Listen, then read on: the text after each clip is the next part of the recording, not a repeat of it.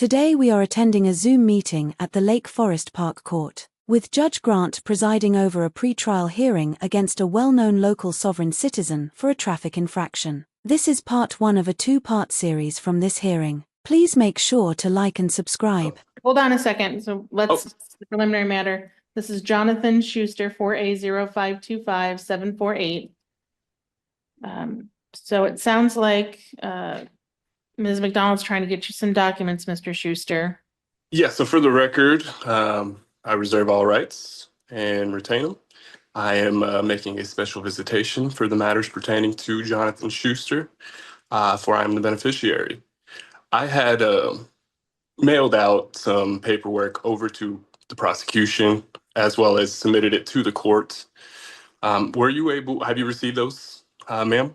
So I've received two motions from Mr. Schuster. Have you? Yeah, the two motions as well as the affidavit, as well as the certified copy of the. So you got that paperwork? Were you able to read it? I have two motions. One was, both were received today. Right. You should have received an affidavit as well. I don't see any affidavits. It's on the back.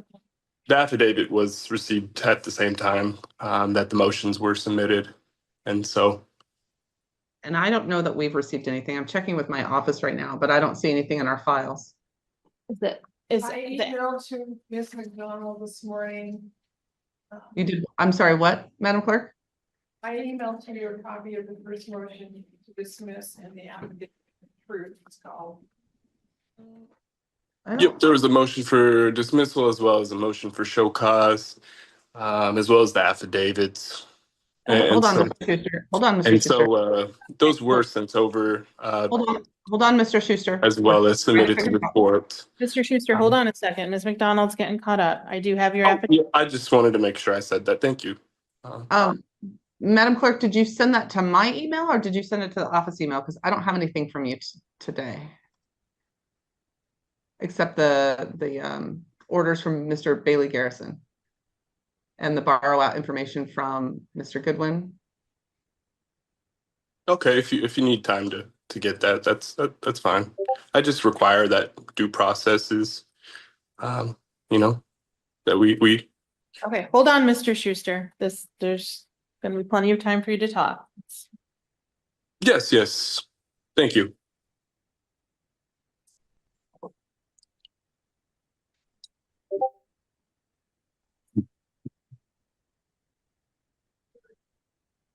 Madam Clerk, sending it again to your email, Ms. McDonald. It's 11:06.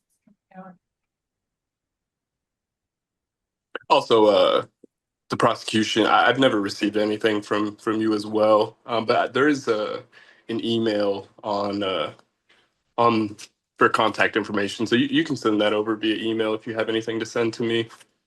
We sent you discovery at both addresses that you gave to the court. So they were physical copies because there's digital evidence as well. Well, I just have never received anything from you. Well, it went out to your mail. So I don't know what to tell you about that. Did you check, Mr. Schuster? I mean, I haven't received anything. That's not my question. My question is, are you checking your mail regularly? Oh, I definitely look out for mail regularly. Okay, and does the court have your current address?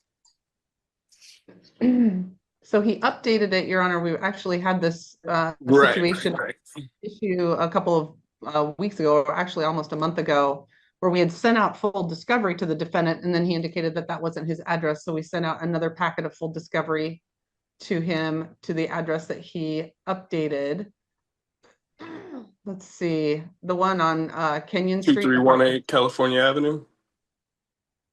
You gave us on January 27, 600 Southwest Kenyon Street, apartment G201 in Seattle. You're talking about on January 27th when the judge denied subject matter jurisdiction that day? So the address that you gave to the court on January 27th was the 600 Southwest Kenyon Street, apartment G201. So the same day that that was Mr. Schuster, denied subject matter jurisdiction. Mr. Schuster, is that the address you gave on January 27th? I don't recall, but I do have, somewhere she can send it to, so Well, that we're not gonna play the game of you updating your address every court date so that you can avoid service of discovery. I'm just letting you know that I didn't receive it, and I don't recall, um, I, so I'm giving you an address, but You recognize that address? which address? Can you read that one more time, Ms. McDonald? Yes, the address on January 27th that he requested discovery go out to was 600 Southwest Kenyon Street, apartment G201 in Seattle. The one prior to that he requested was 1005 North Cleveland Street, apartment C in Kennewick, Washington. All discovery was sent to both of those addresses. Do you have the ability to get mail at the Kenyon Street address, Mr. Schuster? No, I'm not sure why she sent that there. Because that's the address you gave the court at the end of January.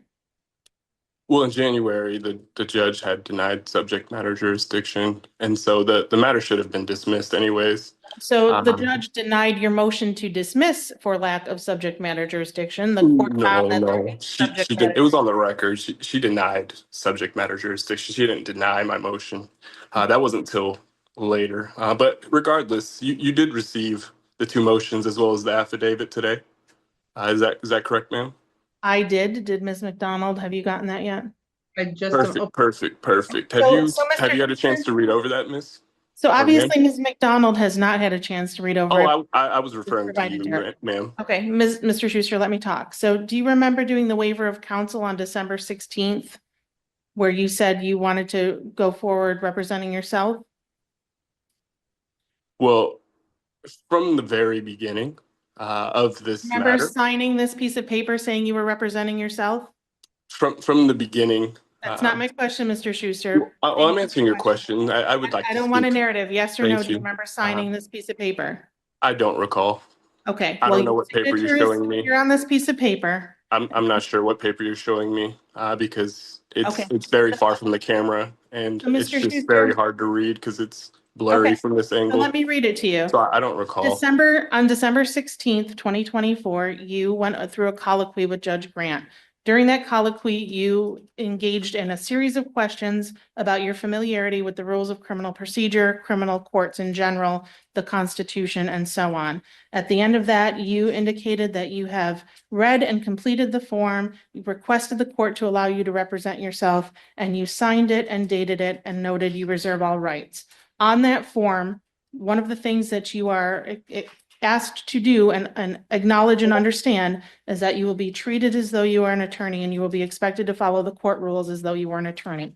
One of those rules that you're expected to follow is the Lake Forest Park Municipal Court local rules around how to file and the proper notice of filing motions. The local court rule requires that if it's a motion that is not set on the date of trial, that the expectation will be that you give 21 days notice and properly serve the other party. These motions dropped off, emailed, whatever to the court the day of and the day before the hearing are not properly noted under the local court rules. Nonetheless, this isn't nonetheless, so I am going to let you know that I have reviewed these motions. And if it's okay with you, Ms. McDonald, I'm going to go ahead and let Mr. Schuster know that I've reviewed these motions. There's two of them, a motion to dismiss for lack of subject matter jurisdiction, and another motion that is essentially a show cause motion for the prosecutor to appear and show cause as to why there is subject matter jurisdiction in this case. And what I want to tell you on the record right now is that Lake Forest Park Municipal Court is authorized to hear misdemeanor and gross misdemeanor cases along with violations of local ordinances. We are not authorized to hear federal matters. Your assertion that we are not authorized to hear federal matters is absolutely correct. Nonetheless, these are not federal matters. Federal courts do not have exclusive jurisdiction over travel and driving offenses. Proceeding with this case is not a due process violation of the Washington or the federal Constitution, and so I'm going to deny your motion to dismiss for lack of subject matter jurisdiction. Turning to your motion for show cause, you cite an RCW that outlines district court jurisdiction, which is not even applicable in this case, but nonetheless, Lake Forest Park Municipal Court is the correct venue for misdemeanor and gross misdemeanor driving offenses that occur in Lake Forest Park, Washington. The constitutional right to travel is not abridged by states and municipalities' adoption of regulations concerning driving privileges, and therefore I'm going to deny your motion for show cause against the prosecution. I'm also denying your motion to dismiss in that motion, finding that this court, again, does have subject matter jurisdiction, and this case will proceed. So those motions are denied. I am also not really interested in hearing that you have yet a third new address for Ms. McDonald to send discovery to. So at this point, It was never a third. You know, in the beginning, you had the correct address. It's no longer the correct address. then it's And not the so, correct address. If it's no longer correct, then it's not correct. You've given a well, Kennewick as of recent, as of literally not that long ago. So when So, did the Kenyon Street address become a bad address? I want to say within the last month-ish. So sometime after January 27th, the Kenyon Street address became a bad address, correct? And you said the motion to show cause was denied on what grounds? I mean, it's not been properly filed. You did not comply with the court rules, but even allowing you to file and reviewing it, it is not, there's no basis for me to grant it. It is not legally sufficient to grant your motion. To prove that you have subject matter jurisdiction? So first of all, the prosecutor doesn't have to prove that the court has subject matter jurisdiction. I am ruling and telling you that this court does have subject matter jurisdiction for the reasons I previously stated. And this is a court of record, correct?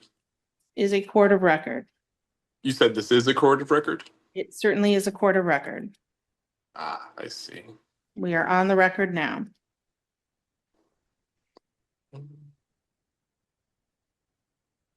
So that being said, it sounds like Ms. McDonald has a plea offer to send you if you want to entertain that. Would you like her to send you that plea offer? And if so, what is the best way for her to do that? Well, she's allowed to send me whatever she would like, but I do have an address since I want to make sure that, you know, everybody has the correct information. What is your current correct address? The mailing address would be 2318 California Avenue. I believe that's Southwest. D. Unit D? I don't know how they label it, but it's just D is what I've seen. And then that's Seattle, Washington, 98116. How do you live there but not know how they label it? Oh, I didn't say I live there. I just get mail there. Is that a friend's house? What is that?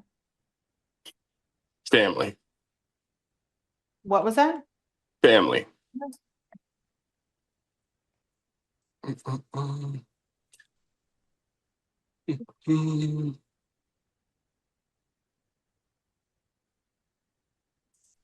And so, just so I'm clear,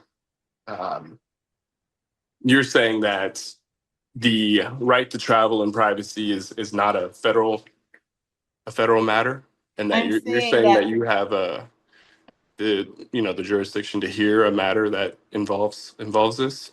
I am saying that there are federal constitutional rights, there are state constitutional rights. Sometimes one, sometimes both, sometimes none are implicated in a criminal case.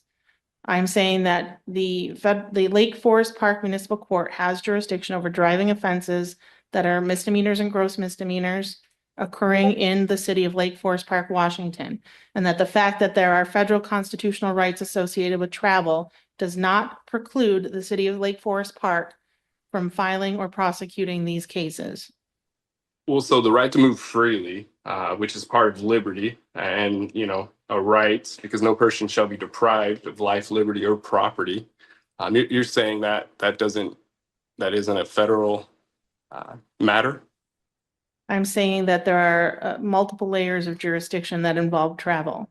And that the fact that there are federal rights around travel does not preclude Lake Forest Park Municipal Court from enforcing state and local ordinances.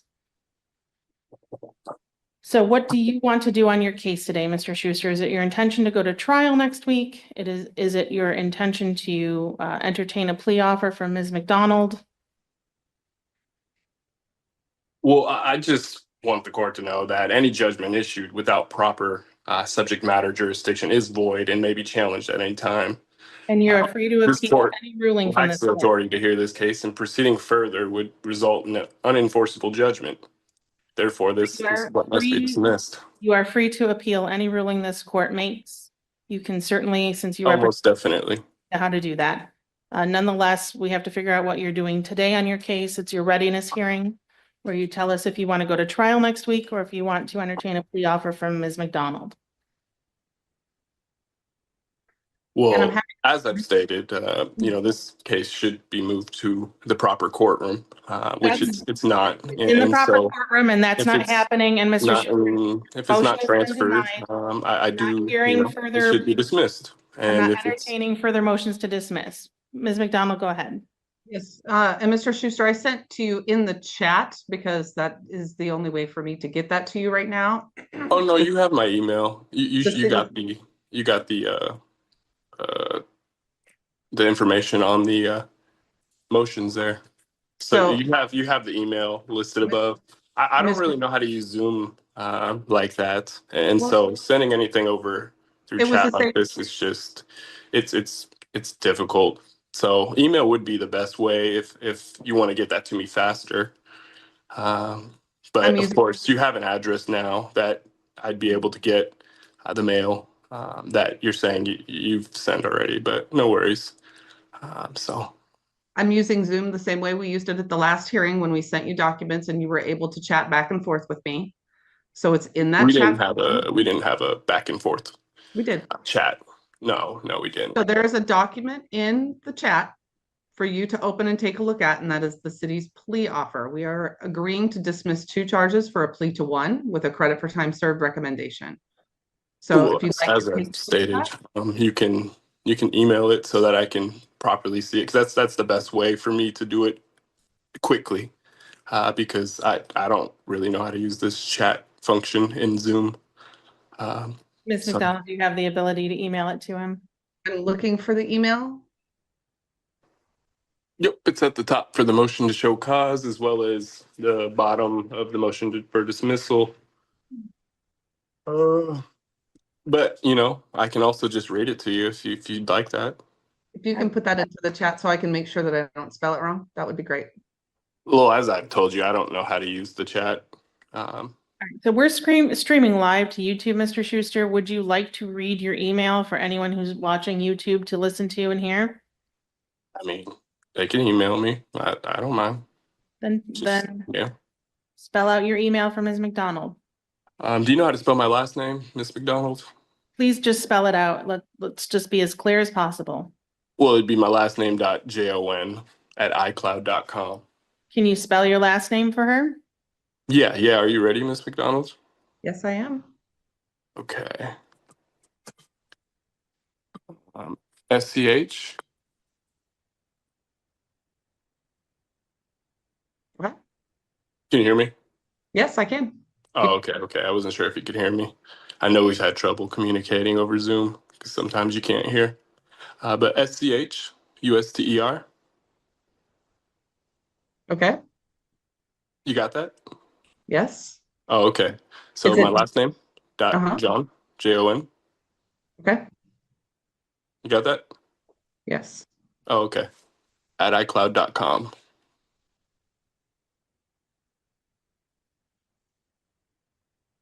And,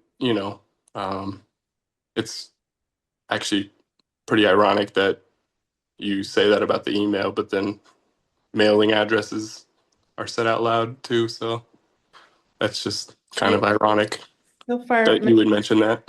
Yeah. Well, as I said at the beginning of court, everything's being broadcast on YouTube, but I know. we but nonetheless, respond to the fact that you have changed your address repeatedly.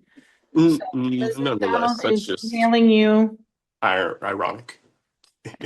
Ms. McDonald is emailing you a copy of a plea offer. that Cool. You said you were going to send that in the mail as well. So, or No, information in the mail? that's not coming in the mail. It's coming via email right now. You have the Oh, opportunity to I'm review talking it right about now. like the other information she was. No, that's sending already over. been sent in the mail. You need to go to wherever those addresses were to get your discovery. Mm. The discovery was sent out on February 10th, approximately a week and a half after you gave that address on the record. On the record, when the judge denied subject matter jurisdiction When you were in court on the record. on that day, when she said she denied subject matter jurisdiction. Yes, I remember her denying subject matter jurisdiction. You also gave an address. Ms. McDonald sent your discovery to that address about a week later. So you're saying that you can't send that to the proper address, Ms. McDonald? We've already sent it to both addresses that you've provided to the court. What she's saying is you can't come to court once a month, change the address, have her send out discovery, and then come back a month later and say that wasn't the right address to send it to. So you're not going to send it to the proper address. Okay. Did that get sent, Ms. McDonald? Yes, it did. So, Mr. Schuster, you should be receiving an email from Ms. McDonald. That is Ms. McDonald's plea offer. I'm going to ask that you review that and then let us know if you'd like to accept that today or if you'd like to move forward with trial. Well, I'm on the Zoom right now. Right. And so my email, I'm using the same. Camera and review your email. What's that? You can go off camera and review your email. Okay, so I can just get off and then come back on? I would prefer if you'd stay signed on to Zoom and just go off of camera and review your email. Okay. Let me see if I can do this without getting off. Because as I've stated, I don't really know how to use Zoom like that. If you get disconnected, you know how to get back on it. Okay. One moment.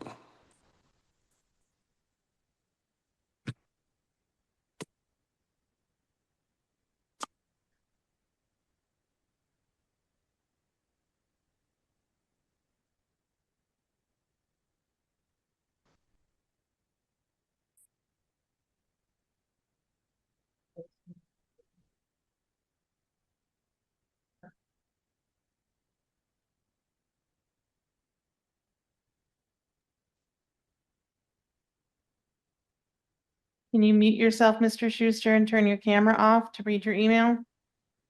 Oh, I saw that Carmen had sent something over. Yes, you need to open it and review it.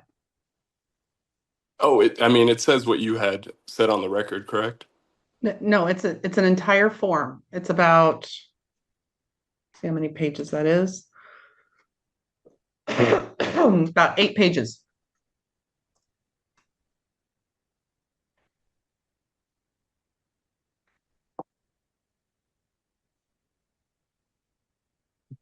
Can you mute yourself and take yourself off video while you review that, Mr. Schuster? I think so. Let me see if I can do this correctly.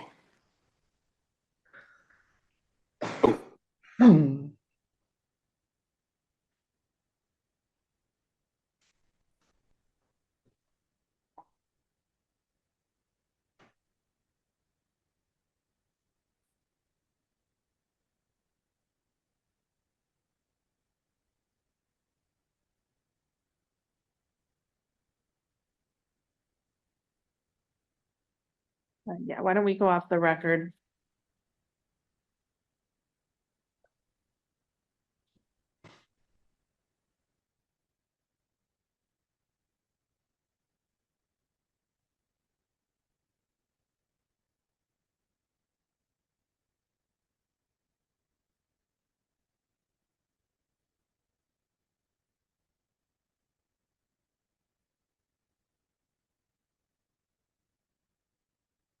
Mr. Schuster, are you reading the document that Ms. McDonald sent to you?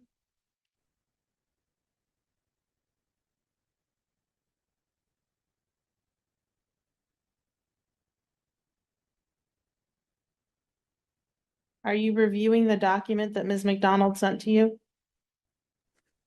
Okay, cool. Got it off mute. Oh, so I see everything that you've sent over. Um, Obviously, I'd probably have to look at it longer to make sure I I'm read asking it you to do that. carefully. I'm asking you to do that now. We're gonna go back on the record. Oh, okay. It just might take some time.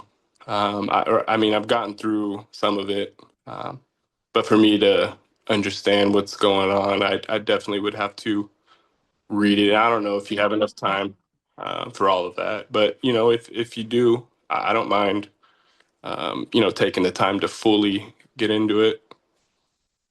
Ms. McDonald, you're on mute. If he's asking for more time to go over the city's offer and to consider that, I don't have an objection to continuing the matter if he agrees to waive speedy trial. Oh no. Well, if you don't wish to waive speedy trial, then Well, if she doesn't want to give me more time, then I guess we just got to, Well, you the know. problem is, Mr. Schuster, you have to be brought to trial within 90 days of your arraignment date. And so your trial is scheduled for next week, but if you want to take advantage of the city's On the offer, 11th, right, if you want to take advantage of 9 a.m. if you want to take advantage of the city's offer and you want more time to review it, unfortunately, you would need to set over that trial date. Well, I can counter to you right now if you'd like. I'm happy to go in a breakout room. I don't know what that means. I don't know that these are necessarily conversations to have on the record, but if you want to go into a breakout room, in other words, go into a separate Zoom room with just Ms. McDonald so you can discuss her offer, I'm happy to allow you to do that right now. Okay, how does that work? How do we do that on Zoom? I can do that. I can put you in a breakout room. You'll get an invitation. Do I Something need it? Okay. pop up on your screen for you to accept. Okay, so just wait until something pops up. Yep, I'm going to put you in there right now. It will be into room 1. How would I come back though? There will be a button on the bottom right that says leave breakout room and back to main session. Okay, so it says join breakout room. Prosecutor McDonald is inviting you to join room 1. So I just click join? Yes, and I'll be in there. All right. Okay. All right. Wish me luck.